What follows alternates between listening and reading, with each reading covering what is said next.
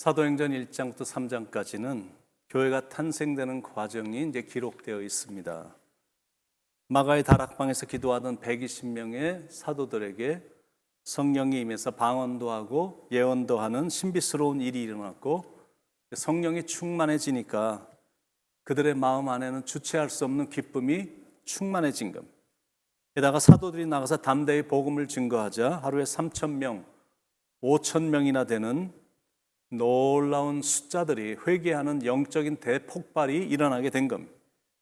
예루살렘이란 도시가 죄도 없으신 예수님을 십자가에 못 박음으로 오명을 남긴 도시가 됐는데, 성령의 도시로 돌변을 하면서 수많은 사람들이 말씀을 듣고 변화하는 역사가 일어나기 시작한 겁니다. 하나님의 영이 마음 안으로 들어오니까 기쁨이 충만했고, 네 것 내 것 할 것 없이 그냥 물건을 함께 나누는 사랑의 공동체가 됐습니다. 분위기가 갑자기 천국같이 바뀐 겁니다. 사도들의 영적인 권위도 살아났고 예루살렘 전체가 부흥의 역사로 강하게 일어나고 있었습니다. 그렇다고 해서 은혜스러운 일만 일어난 것이 아니다라는 겁니다. 좋은 일이 있으면 안 좋은 일도 따라오듯 슬픈 부부의 이야기가 곧 이어서 등장합니다. 그 부부는 교회를 띄엄띄엄 나온 성도들이 아니라 교회 창립 멤버입니다. 그런데 안타깝게 자기들도 바나바처럼 존귀한 사람으로 인정을 받고 싶은 허영과 욕망 때문에 하나님을 속이다가 그 자리에서 죽는 슬픈 일이 일어난 것.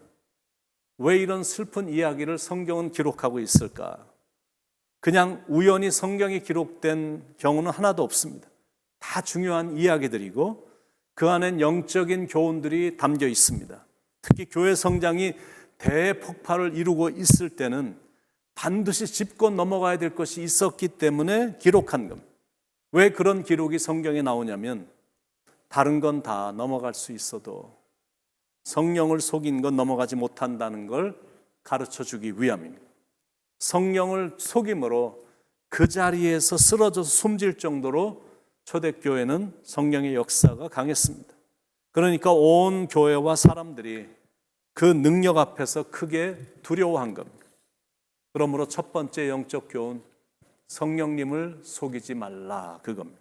9절에 베드로가 이르되 너희가 어찌 함께 꾀하여 주의 영을 시험하려 하느냐. 이 부부의 죄는 교회와 사도들을 속인 죄입니다. 그리고 나아가서는 하나님을 시험한 중대한 행악입니다. 아담도 죄를 지어서 숨었고 가인도 동생을 죽이고 숨었습니다. 하나님 앞에서 드러나지 않는 죄는 아무것도 없다라는 교훈입니다. 왜냐하면 사람은 속인다 할지라도 하나님은 결코 속일 수 없기 때문이에요. 어쨌든 하나님 앞에서 거짓말을 했다가 그 부부는 그 자리에서 숨졌습니다. 참 슬픈 사건이 터져서 교회가 위기를 맞게 됐는데, 그런데 그런 위기가 있었기 때문에 교회가 정신을 바짝 차린 거고 마음도 하나가 됐고 교회가 시스템이 서서히 잡히면서 안정스럽게 든든하게 부흥이 되어 가고 있었습니다. 12절로 16절에 사도들의 손을 통하여 민간의 표적과 기사가 많이 일어나매 믿는 사람이 다 마음을 같이하여 솔로몬 행각이 모이고 그 나머지는 감히 그들과 상종하는 사람이 없으나 백성이 칭송하더라.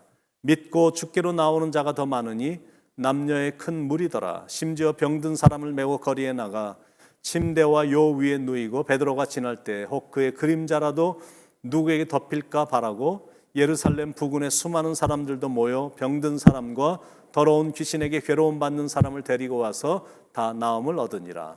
사도들의 손을 통해 사도들의 능력이 더 커졌다라는 말로 해석을 할 수가 있고, 더 정확하게는 하나님의 능력이 더 강하게 임했다라고 우리가 해석을 할 수가 있는 거예요. 교회가 탄생된 지 얼마 안 된 신생교회니까 몇 명이야 보통 교회들처럼 자기들이 교회를 막 좌지우지하려고 했던 것 같습니다. 그리고 그게 어느 정도는 그나마 통했던 것 같은데, 그런데 아나니아와 삽비라 사건 이후로 사람들이 진정한 능력의 손을 보기 시작한 겁니다. 표적과 기사들이 수도 없이 많이 일어났고 믿는 사람들의 숫자가 많이 늘어났고 모이는데 열심 냈고 병든 사람이나 귀신 들린 사람들이 나음을 얻었고, 그러면서 백성들에게 칭송을 받게 됐습니다. 굉장한 영적 변화가 일어난 겁니다. 그러니까 위기란 거는 잘만 다스리기만 하면 좋은 기회가 될 수 있다는 거예요. 이런 놀라운 기적의 역사가 일어나게 된 건 믿는 사람이 다 마음을 같이하여 솔로몬 행각에 모이고, 이게 강력한 이유입니다. 마음을 같이했고 모이기에 힘을 썼기 때문에 그런 영적인 기적들이 일어나게 된 것이다라는 거예요. 그러자 놀라운 일이 일어났는데 사람들이 교회를 두려워하기 시작했고 성도들을 칭송하기 시작했다라는 거예요. 13절에 그 나머지는 감히 그들과 상종하는 사람이 없으나 백성이 칭송하더라. 어느 정도나 사도들을 신뢰를 했냐면 심지어 병든 사람을 메고 거리에 나가 침대와 요 위에 누이고 베드로가 지날 때 혹 그의 그림자라도 누구에게 덮일까 바라고. 15절에 그렇게 되어 있거든. 그러니까 베드로의 그림자만 밟아도 다 치유가 될 거라고 믿을 정도였고, 실제로 그랬는데 실제로 그게 낫는 역사가, 치유가 되는 역사가 일어났다라는 겁니다. 16절에 예루살렘 부근에 수많은 성도 사람들도 모여 병든 사람과 더러운 귀신에게 괴로움 받는 사람을 데리고 와서 다 나음을 얻으니라. 그런데 또 위기가 찾아온 겁니다. 종교 지도자들의 핍박이 견디기 힘들 정도로 심해진 겁니다. 복음을 전하던 사도들이 붙들려 가고 베드로는 투옥이 됐습니다. 그 이유는 시기 때문입니다. 왜냐하면 그들의 인기는 하늘을 찌르는데 자기들에 대한 존경과 권위는 뚝 떨어졌기 때문에. 17절 18절에 대제사장과 그와 함께 있는 사람, 즉 사두개인의 당파가 다 마음에 시기가 가득하여 일어나 사도들을 잡아다가 옥에 가두었더니, 그런데 아이러니하게 그들이 핍박을 가하면 가할수록 복음을 전하는 속도가 더 빠르게 퍼져나갔고 능력과 권능은 더 강력하게 임했다라는 것. 베드로가 붙잡혀서 밤새 신문을 받고 감옥에 잡혀서 들어갔는데 감옥 안에서도 막 대단한 기적이 일어난 것. 천사를 통해 옥문이 열렸고 사도들은 밖으로 나오게 된 겁니다. 그러니 그들은 또다시 담대하게 복음을 증거한 겁니다. 도무지 박해나 핍박이나 고난이나 죽음의 위협을 두려워하지 않은,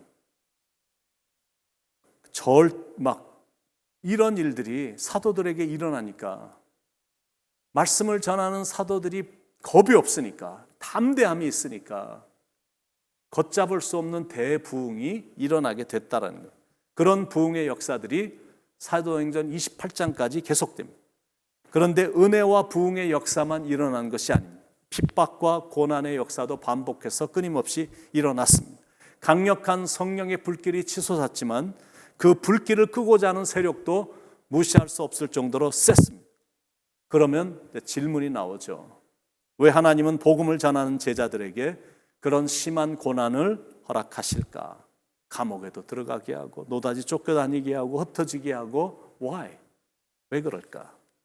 주님의 힘이 세상의 힘보다 못한 건가? 하나님은 사탄의 힘을 막지 못하나? 그렇지 않습니다. 절대 그렇지 않습니다. 그 안에는 중요한 교훈이 있습니다. 교회가 성장할 때는, 그래서 복음이 지역과 세계로 전해질 때는 당연히 고통이 수반됩니다. 저절로 쉽게 영혼이 구원되는 일이 없기 때문에.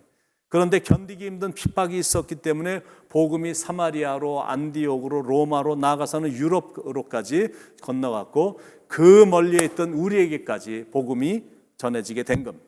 그래서 핍박이 올 때는 하나님이 앞으로 하실 일들을 미리 보면서 이겨야 된다는 거예요. 어떤 크신 일을 행하시려고 나로 하여금 이런 과정을 지나가게 하실까? 마귀는 분명히 있거든요. 마귀의 역사도 그래서 분명히 있습니다. 그런데 우리가 알아야 될 거는 마귀는 무서운 존재가 아니다. 마귀는 그냥 더러운 존재다, 그겁니다. 마귀는 굉장히 더러운 존재고 하는 짓이 굉장히 교활하고 그들의 생각과 하는 일들은 모든 게 다 악합니다. 너무 악하기 때문에 하나님을 믿고 따르는 게 힘든 거예요. 왜냐하면 성도들을 가만 놔두지 않기 때문에. 열심히 기도하면 사탄도 더 열심히 공격을 하고 기도를 하지 못하게 하기 위해 어려움을 줍니다. 그러나 초대교회는 마귀와의 영적인 싸움에서 승리를 거두었거든요. 그걸 보고 우리가 배우는 겁니다. 마귀와 대적해서 승리하는 비결은 무조건 하나님께 순종하는 겁니다. 29절에 베드로와 사도들이 대답하여 이르되 사람보다 하나님께 순종하는 것이 마땅하니라.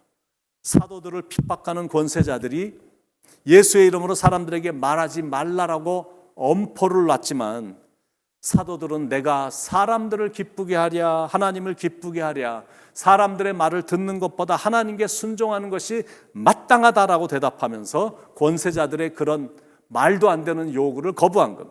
그게 말처럼 쉬운 건 아니거든요. 어떻게 그들에겐 그런 일이 가능했냐면, 첫 번째는 삶의 우선순위를 정했기 때문에 가능했습니다. 우선순위 넘버원, 그건 항상 하나님이었습니다. 그러니까 하나님을 기쁘시게 하는 일들을 그들은 선택한 겁니다. 그러니까 영적 전쟁에서 승리할 수 있었던 겁니다. 두 번째, 성령의 능력으로 무장했기 때문에 가능했습니다. 32절에 우리가 이 일의 증인이요 하나님이 자기에게 순종하는 사람들에게 주신 성령도 그러하니라 하더라. 성령으로 무장이 되니까 담대함이 나오고, 그리고 영적인 분별력도 나오는 겁니다. 그러므로 우리도 무엇보다 성령으로 충만해야 됩니다.